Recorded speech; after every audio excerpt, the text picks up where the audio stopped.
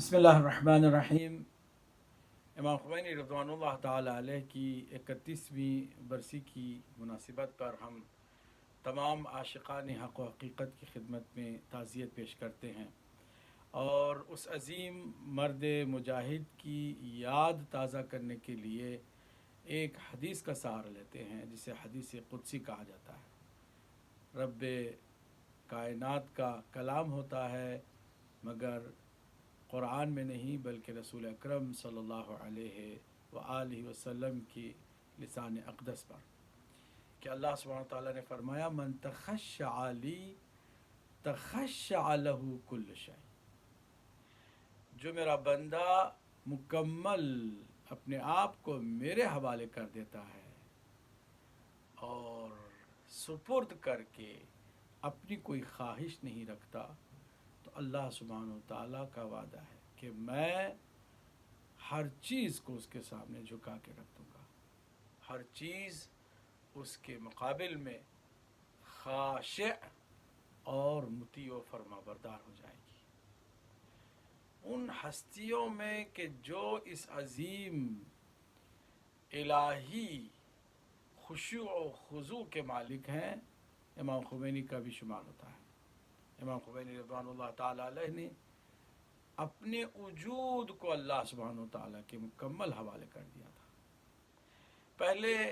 अपने नफ्स को ख्वाहिशात से नफसानी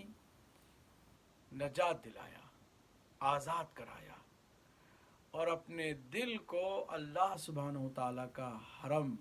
बना लिया। नतीजे में जब एक वजूद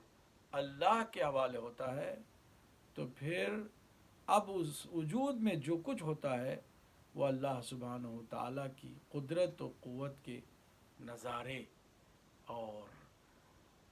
क़ुव्वत व कुदरत के मुकम्मल जलवे दिखाई देते हैं। चुनांचे आप देखेंगे कि इमाम खुमैनी ना तन्हा एक मजहबी रहनुमा थे, एक सियासी शख्सियत थी, बल्कि इमाम खुमैनी रज़वानुल्लाह ताला अलैह सदियों पर हावी और गालिब होने की सलाहियत रखते थे और ये जब तक कायनात में जुल्म व बर्बरियत के ख़िलाफ़ उठने वाली आवाज़ें हैं, हर आवाज़ एहतजाज में खुमैनी कहीं ना कहीं पिन्हा नज़र आते हैं। आज अमेरिका में भी उन काले सिया फाम मज़लूमों की हर आवाज़ एहतजाज में हमें इमाम खुमैनी की वो खूबसूरत और हसीन तस्वीर नज़र आती है। अल्लाह सुब्हानहू व तआला हम सब को इमाम खुमैनी रिज़वानुल्लाह ताला अलैह की शख्सियत के समझने और फिर उस शख्सियत से कुछ दर्स हासिल करने की तौफ़ीक़ अता फ़रमाए। उन दरसों में से मैं चाहूँगा कि आपकी खिदमत में एक अहम दर्स शेयर करूँ और वो ये कि इमाम खुमैनी रज़वानुल्लाह ताला अलैह ने लोगों को या हुकूमतों को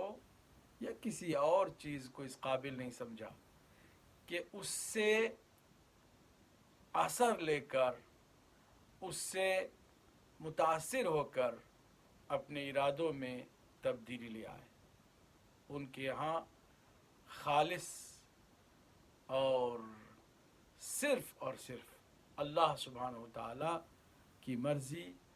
और उसकी मशीयत ही पेश नज़र रही है। अगर हम ऐसा कर लें तो हमारी ज़िंदगी भी हर हाल में कामयाब रहेगी। बज़ाहिर किसी जंग में लोग समझते हैं कि कत्ल होना शिकस्त की अलामत है और कत्ल करना कामयाबी की अलामत है, मगर इमाम खुमैनी रज़वानुल्लाह ताला अलैह ने अपने असलाफ से जो सीखा, अपने अजदाद से जो सीखा, ख़ासकर इमाम हुसैन अलैहिस्सलातु वस्सलाम की शहादत और क़ुरबानी से जो सीखा वो यही था कि मर जाना या मार देना शिकस्त या कामयाबी का मेयार नहीं है, بلکہ اللہ کی رضا کے ساتھ رہنا کامیابی کا معیار ہے، چاہے وہ قتل ہونے کی شکل میں ہو یا قتل کرنے کی شکل میں ہو، چاہے وہ بظاہر حکومت پانے کی شکل میں ہو یا پھر گوشہ نشینی اختیار کرنے کی شکل میں ہو۔ ہر حال میں مخلص انسان کامیاب ہوتا ہے، کیونکہ وہ اللہ والا ہو جاتا ہے۔ جب الہی نور سے وابستگی ہوتی ہے تو شکست کا سوال ہی نہیں پیدا ہوتا، جیسے کہ قرآن مجید نے واضح طور پر فرمایا ہے، وَأَنْتُمُ الْأَعْلَوْنَ إِن كُنتُم مُؤْمِنِينَ، صرف تم ہی سربلند اور کامیاب اور سرفراز ہو، صرف یہ کہ تم اس کو دل و جان سے مانو کہ تم مؤمن ہو اور اللہ سبحانہ و تعالیٰ تمہارا خالق و مالک ہے۔ امام خمینی رضوان اللہ تعالیٰ علیہ کے اخلاص پر جتنی گفتگو کی جائے کم ہے، مگر ہمارے پاس وقت نہیں ہے۔ صرف یہی کہوں گا کہ کوشش کی جائے